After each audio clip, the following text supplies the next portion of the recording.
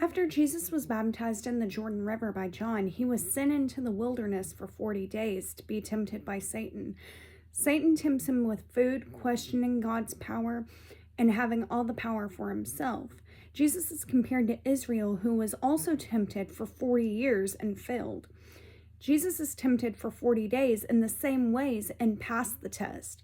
In the textbook Four Portraits, One Jesus on page 521, it talks about how Israel was God's son, but Jesus is God's true son.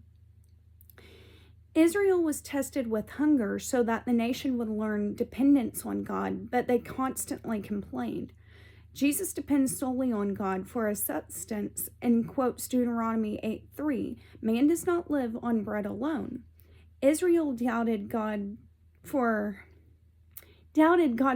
and put him to the test in Meribah. Jesus refused to throw himself off the temple top, quoting Deuteronomy 6:16, "Do not put the Lord your God to the test." Israel was commanded to worship God alone and instead turn to idolatry. In Matthew 4:8-10, it says, "Again the devil took him to a very high mountain and showed him all the kingdoms of the world and their splendor. All this I will give you," he said, "if you will bow down and worship me." Jesus said to him, "Away from me, Satan, for it is written, 'Worship the Lord your God and serve him only.'" Here, Jesus is quoting Deuteronomy 6:13. Something that we can learn from the temptation of Jesus is if Satan is going to tempt the Son of God, who's to say he's not going to tempt the average person, which he does on an everyday basis? We have to be wise to his temptations and pray through them and remember the scriptures. Money, fame, power, it's all great, but if it costs you your soul, it's not worth it. It reminds me of the old Toby Mac song that says, "I don't want to gain the whole world and lose my soul."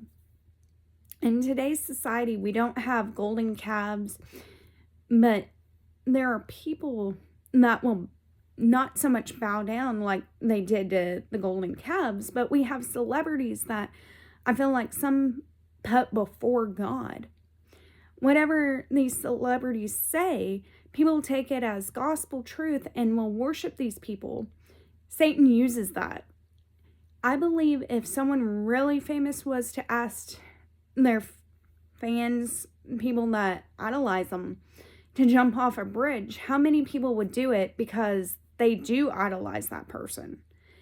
Now, going back to how Israel was hungry in the wilderness and they complained about it, we may not be physically hungry, but it might be we're in a spiritual desert where we feel like God isn't hearing our prayers, or we may not be getting what we want. Maybe it's a job or a raise, and we complain about it, but it could also be a test of dependence on God to see if you will depend on him or if you will fall for the lies of the enemy.